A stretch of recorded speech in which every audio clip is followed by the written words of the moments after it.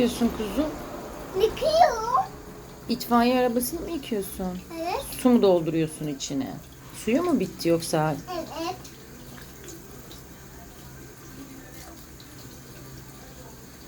İtfaiye arabaları nasıl ses çıkarıyor herhalde Deniz?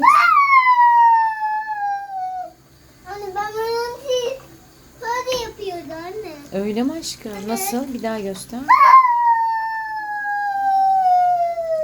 Evet, oturma, su arıyorlar. Buradan açıyorlar hapısını.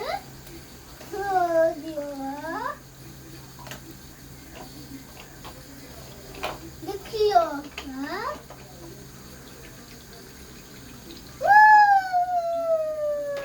Dedik gitti. Sonra ama Danlı yalnız bitmişler. Danlı'nın zor sorumluluğumuzda. Bitmiş mi yangın? Söndürmüşler mi şimdi? Ama sanıyamamıştı. O karnın tıkmış ondan. Ondan mı? Evet.